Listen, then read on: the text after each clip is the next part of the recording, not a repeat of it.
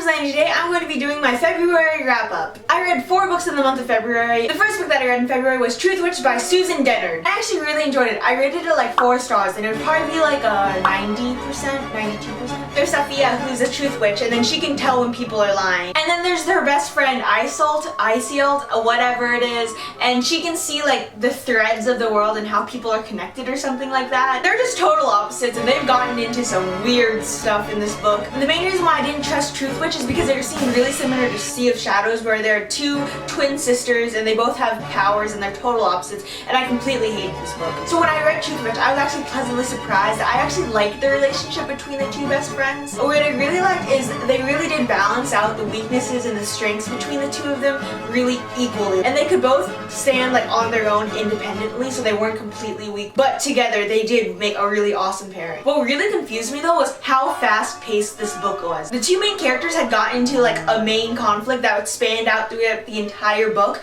like in the 2nd page. And I really didn't understand how important the circumstances they were in because I was still learning the characters, and I was like, oh, this is just a minor plot thing. Like they'll get to like the big thing later. But no, that was the big thing. And I was like, what? I don't know anything about this world or these characters, and then you're just throwing me in like a freaking jerky in a lion's pit. I really loved characters throughout the entire book and the building relationships between everyone. And the next book that I read was Landline by Rainbow Rowell. I rated it like 4 stars. Usually I don't really like contemporaries, but because I was in the mood for some romance, old people married thing, I picked up Landline. It was a really good break from all the fantasy that I've been reading. If you don't know what Landline is, it's pretty much about this married couple and they're having some problems lately. After one really big fight, the husband flies off to another state to visit his family for Christmas with the 2 kids, leaving his wife at home because she had chosen work over her family. Then she finds this like magical phone where she's able to contact her husband from 1980s, like when they were still dating. Of course, the characters and the dialogue and everything that was happening to them and the entire relationship building was super cute. That is literally all I can say to explain the wonderfulness that is Rainbow Rowell. I really want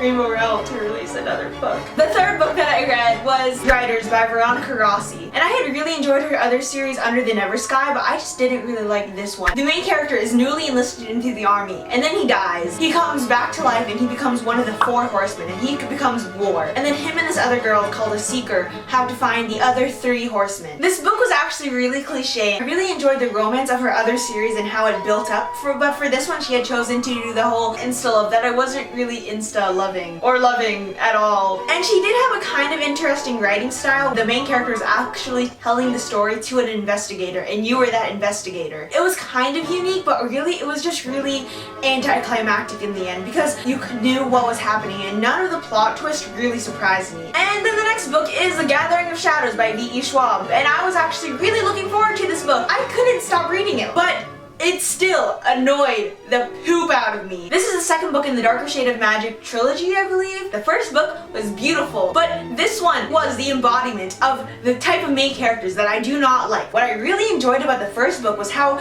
V.E. Schwab really built off the strengths and weaknesses of the 2 main characters. But in this book, instead of using like creativity to make their powers that they had already and making them use them in different ways, what she really did do was make all of her characters overpowered. And it was really anticlimactic. Throughout its entire huge book, they were building up to this one huge event, and then when she got to the event, it was not very climactic. In the first book, I loved the battles between the magicians so much, and I was excited for this one because it was a freaking tournament. It was gonna be duels, but she didn't even explain the battles in some of them, and I was like, what?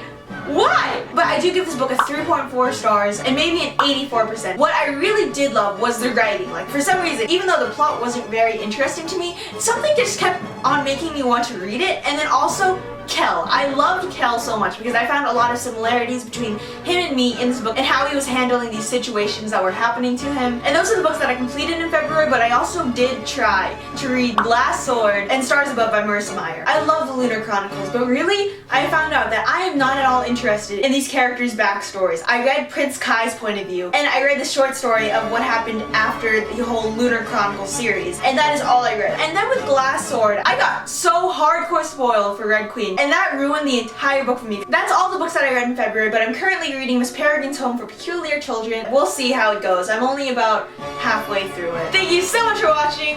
Bye!